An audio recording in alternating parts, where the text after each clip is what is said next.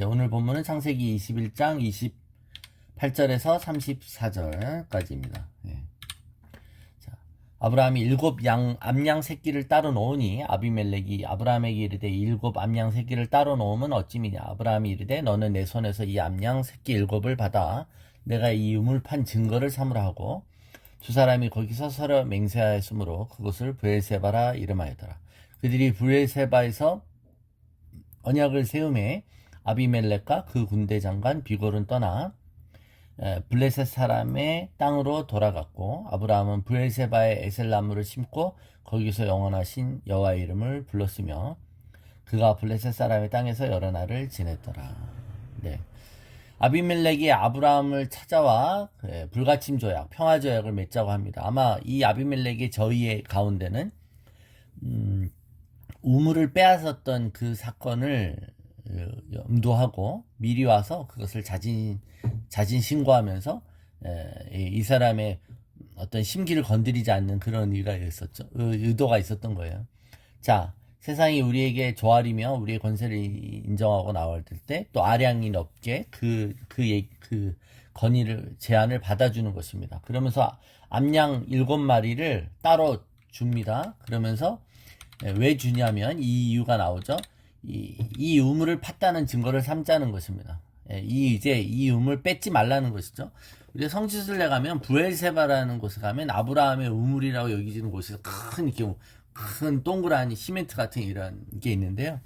이게 브엘세바, 이게 맹세의 우물이라는 뜻인데요. 또는 세바라는 말이 세븐의 뜻도 있어요. 일곱 우물이라는 뜻도 있습니다. 그래서 일곱 우물 또는 맹세의 우물.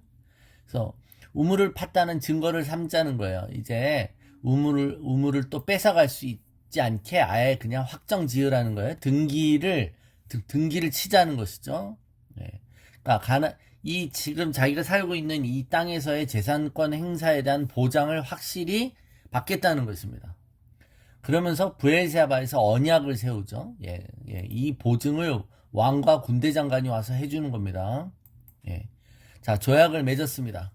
자, 그리고 나서 아브라함이 여기서 특별히 더한 행동을 하는데 그게 에셀 나무를 심었다는 겁니다. 왜 나무를 심었을까요? 왜 나무를 심었을까요? 사람은 솔직히 좀 지나도 사람은 사라지지만 나무는 계속 자라겠죠?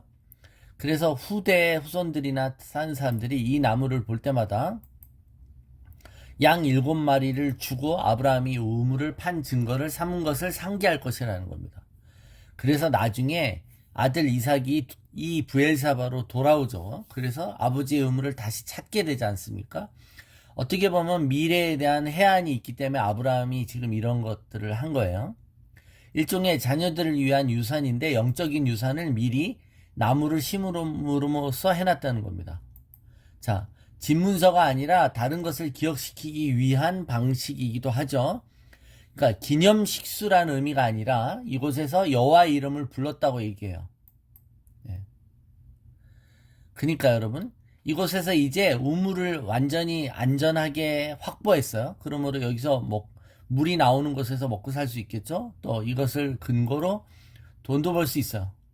걱정 없이 살 수 있게 된 것에 대해서 이것을 보장해준 아비멜렉에게 감사하겠죠. 그러나 그런 의미에서 에셀 나무를 심은 게 아니다. 이 에셀 나무는 또 견해에 따라 로뎀나무 또는 떨기나무로 보기도 합니다. 즉 이것이 상징하는 의미는 안식을 상징하죠. 하나님의 임재를 상징합니다. 즉 제단을 쌓은 것이에요.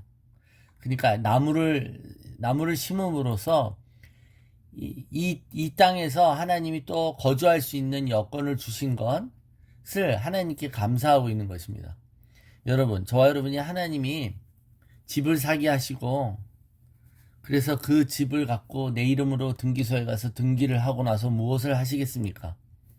아브라함을 본받는다면 하나님께 감사하고 예배를 드렸다는 것입니다.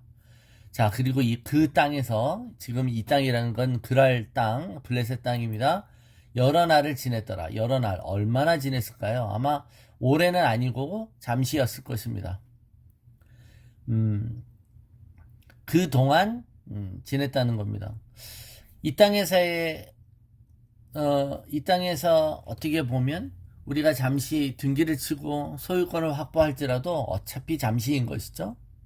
자, 우리가 아브라함의 삶을 여태까지 계속 묵상했는데, 아브라함을 보면 어떻게 보면 기복이 심하죠. 우리 모두가 그런 것처럼 자신의 꾀와 자신의 어떤 지혜를 사용해서 모든 것을 일을 꼬이게 만들거나 망쳐놓는 것도 볼 수 있었어요. 그런데 또 보면 믿음의 삶을 살고 하나님의 약속을 굳건히 믿는 걸 보면 되게 믿음의 조상답게 멋있을 때가 있습니다. 아브라함이 믿음의 조상 닿을 때 가장 멋있을 때는 그가 겸손해질 때입니다. 그가 항상 겸손해질 때 그가 했던 행동이 있습니다. 그것은 바로 하나님께 예배 드리는 것이었어요. 우리도 그럴 겁니다. 그래서 하나님이 우리를 낮추시죠. 하나님 우리를 겸손케 하심으로 우리의 예배를 받기 원하십니다. 그래서 여러분, 하나님이 우리를 낮추실 때 그걸 저항하거나 원망하거나 불평하지 말고, 내가 정말 아무것도 아니구나, 내가 하나도 나은 것이 없구나 라고 깨달게 될 때 우리는 하나님께 예배드리는 것입니다. 그래서 여러분, 이 낮게 되는 과정, 겸손케 되는 과정, 그래서 하나님 앞에 진정한 예배를 드리는 이 모든 과정이 하나님이 쓰시는 사람이 반드시 거쳐야 될 과정이라는 겁니다. 자신의 똑똑함과 자신의 경험을 의지하는 사람은 금방 또 포기하기도 하고 하나님과의 관계가 깨지기도 하죠. 그래서 여러분, 우리가 삶을 살아갈 때 우리 자신의 상태를 민감하게 캐치하고 제대로 볼 수 있는 게 되게 중요해요. 그런데 우리가 서서히 위험해지는 것들은, 자신의 위험 요소가 우리 삶 가운데 일어나고 있는데도 그것에 대한 불감증이 생기는 것은 우리가 자신에 대해서 도취했을 때라는 겁니다. 우리가 하나님의 일을 하면서도 자기한테 도취해 있으면 자기를 즐기게 돼 있어요. 그러니까 여러분, 막 눈물 범벅이 돼서 하나님을 찬양하면서도 그 찬양하는 자기에게 의와 자기 도취에 빠지죠. 남들을 위해 치유기도 하고 예언을 하면서도 이런 자기에 대해서 도취하면 위험한 거라는 거예요. 그 자기 도취감이 사라지면 허망해지고 허무해지고 쓸쓸해지고 우울해지죠. 그럴 때 우리가 그런 곳에 지속성이 있고 끈기 있게 계속 겸손의 상태를 유지할 수 있도록 마음 한복판에 증거를 삼아야 되는데, 그것이 아브라함이 세운 에셀나무와 같다. 에셀나무를 심은 것과 같다라는 겁니다. 그래서 여러분, 다시 한번, 우리의 삶은 나그네와 거류민입니다. 한동안, 잠시 동안 거할 것입니다.